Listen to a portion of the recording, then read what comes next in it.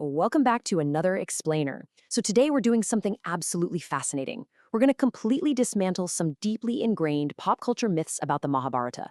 And how are we doing it? By going straight back to the original source, sage Ved Vyasa's text. Seriously, if you think you know this epic inside and out, get ready, because we're about to flip your entire perspective upside down. Let me ask you a provocative question. Did television shows actually rewrite the Mahabharata? I mean, for decades now, millions of us have just naturally relied on those iconic 1980s TV adaptations and, modern fictional retellings to understand these characters. But as author Ami Donothra points out in the source material we're looking at today, these adaptations added so much dramatic flair that they literally rewrote history in our minds. Section 1. The Truth About Draupadi, Separating the Icon from the Television Drama. Okay, let's dive right into this one. We are constantly told that the Great War happened because Draupadi laughed at Duryodhana when he fell into a pool of water, right? You know the story. She supposedly insulted him by calling him a blind man's son. It is the ultimate blame the woman narrative. But here's the absolute truth. In Vyasa's original text, Draupadi wasn't even in the hall when Duryodhana fell. There's just no way around it. She never uttered that infamous line. Duryodhana's deep-seated hatred for the Pandavas existed way before Draupadi ever even entered their lives. And honestly, the fictions just don't stop there. We often see Draupadi portrayed as this fiercely angry, vengeful woman who swore to leave her hair untied until she could wash it with Dushasana's blood. Well, that bloody vow? It actually comes from a much later Sanskrit play called Veni Samhara. It is not in the original epic at all. And what about that super popular tragic love angle between Draupadi and Karna? Yeah, that simply doesn't exist in the Mahabharata. Best-selling books like The Palace of Illusions are beautifully written, absolutely, but we have to remember they are pure modern fiction. They aren't history. Section 2.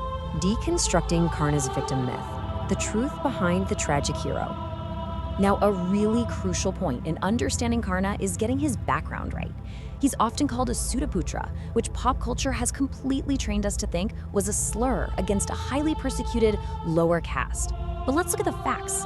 A Sudha was actually a mixed caste, typically someone born to a Brahmin mother and a Kshatriya father. They were highly respected members of society. They served as skilled warriors, charioteers, and even royal historians. So Sudha was a societal identity. It was an occupation, not some terrible insult. Which brings us to another just massive misconception.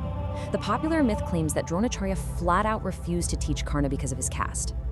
But the actual fact? Dronacharya actually was Karna's guru. Yep, Karna studied right alongside all of the others. The split only happened much later on. Karna became completely consumed by deep jealousy of Arjuna, and he demanded that Dronacharya teach him the ultimate weapon, the Brahmastra. Dronacharya refused, but he refused because of Karna's malicious intent, not his caste. And actually, that is the real reason Karna went to Parashurama and lied about his lineage to get the weapon. So, if you still view Karna as this noble, tragically misunderstood hero who secretly harbored deep respect for Draupadi, listen to this quote from the original text during the infamous dice game. "She is a bandaki. What does it matter if she is brought here in one garment or naked?" That is a heavy quote. Karna was not her silent admirer. In fact, he was the one who insulted her the most viciously. He actually suggested she be brought into the assembly naked, simply because she had 5 husbands. The whole idea to further humiliate her, that was his idea. And this perfectly sets up Karna's final moments. You know the scene. His chariot wheel gets stuck in the mud. He immediately begs Arjuna to pause the fight. And suddenly, he's preaching the rules of Dharma and fair war. Well, Krishna famously calls out this glaring hypocrisy right then and there. Krishna basically asks him, where was your Dharma when Draupadi was insulted? Where was your Dharma when you all ganged up to slaughter the young boy of Imanyu? It's just such a powerful narrative moment. It really highlights how Karna only seemed to remember righteousness when it directly benefited his own survival. Section 3.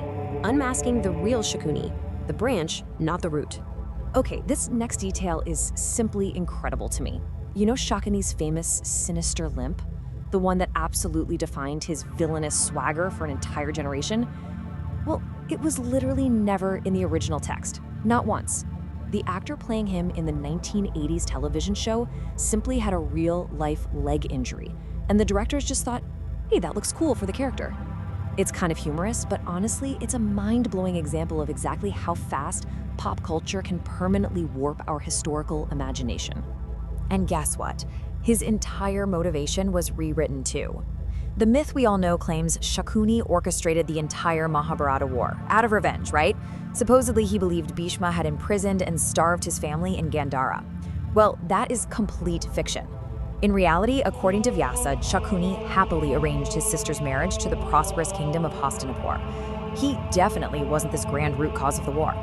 He was merely an enabler. He was just indulging the dark ambitions and deep jealousies of his nephew, Duryodhana. And this brilliantly illustrates the true dynamic at play here.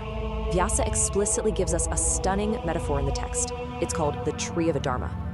In this metaphor, Duryodhana himself is the tree, born entirely of rage and passion. Dhritarashtra's blind attachment, those form the roots. Karna is the trunk, holding the whole terrible thing up. And Shakuni is merely a branch. Dushasana represents the flowers and fruits. It's a perfect map showing that Shakuni was just a branch of the problem, absolutely not the root cause. Section 4. Why the original matters. Looking beyond the television screen. You see, when we finally strip away all that soap opera melodrama, what we are left with is a profound exploration of deep human psychology. The original Mahabharata isn't some simplistic comic book story of absolute good versus absolute evil. Not at all. It's about highly complex people facing impossible, gut-wrenching moral dilemmas. Returning to Vyasa's actual text is absolutely crucial. It allows us to avoid judging our own history through these fictionalized modern lenses, and it helps us truly appreciate the rigorous mechanics of karma, the idea that every single action, good or bad, has an inescapable consequence. Which brings us to this final thought. If literally everything you thought you knew about Draupadi's vows, or Karna's victimhood, or even Shakuni's limp was actually fiction, well, what else is hiding in the original text? Think about it. The only way to find out for sure is to open the pages of the epic for yourself.